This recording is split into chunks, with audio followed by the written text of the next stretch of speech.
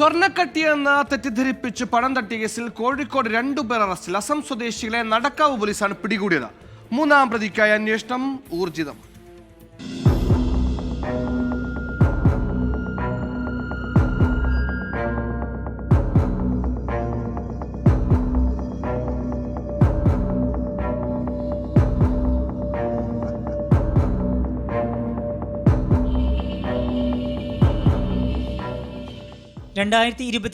ജനുവരി 18 കേസിനാസ്പദമായ സംഭവം. മലപ്പുറം കൊണ്ടോട്ടി സ്വദേശിയായ വ്യാപാരിയെ കബളിപ്പിച്ച് പണവുമായി യുവാക്കൾ മുങ്ങുകയായിരുന്നു.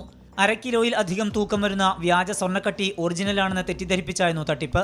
കുറഞ്ഞ പൈസയ്ക്ക് നൽകാമെന്ന് പറഞ്ഞ് 12 ലക്ഷം രൂപ വില ഉറപ്പിച്ചു. അതിന്റെ ആദ്യ ഗഡു 6 ലക്ഷം രൂപ കോഴിക്കോട് ബസ് സ്റ്റാൻഡിൽ വെച്ച് കൈമാറി.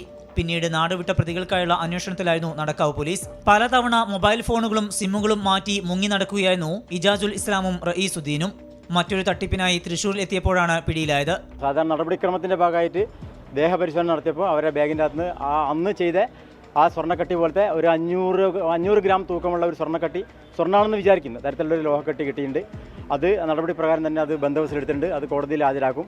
അപ്പോൾ അത് ഈ സ്വർണ്ണക്കട്ടി വീണ്ടും ഒരു ആരോപണ നമ്മുടെ മലയാളികളാണെന്നല്ല കൂടുതൽ ആരോപണ പറ്റിക്കാൻ വേണ്ടി കൊണ്ടുവന്നതായിരിക്കുന്നുള്ള അടിസ്ഥാനത്തിലാണ് സ്വർണ്ണത്തിൻ്റെ ഒരു അംശം അവർക്ക് പൊട്ടിച്ചു കൊടുക്കും. അവരുടെ മുമ്പ് തന്നെ അത് കുറച്ച് രാത്രിയാണ് നമ്മളിത് KSRTCൻ്റെ സമയത്ത് വെച്ച് കൊടുത്തത്. രാത്രി കൊടുത്തു. ആ കൊടുത്ത സ്വർണ്ണം അവർക്ക് പരിശോധിച്ചതിന് ശേഷം പൈസ കൊടുത്താൽ മതി. അപ്പോൾ അതിനെന്താണെന്ന് വെച്ചാൽ ആ കൊണ്ടുപോയ സ്വർണ്ണം ഒറിജിനൽ സ്വർണ്ണമായിരിക്കും. അതിവർ എന്താ ഒട്ടിച്ചു വെക്കുക, അത് അവർക്ക് അറിയാവുന്ന, അത് കൂടുതൽ അന്വേഷിച്ച് വരുന്നേ ഉള്ളൂ. കേസിൽ 3-ാം പ്രതിക്കായി പോലീസ് അന്വേഷണം ഊർജിതമാക്കിയിട്ടുണ്ട്.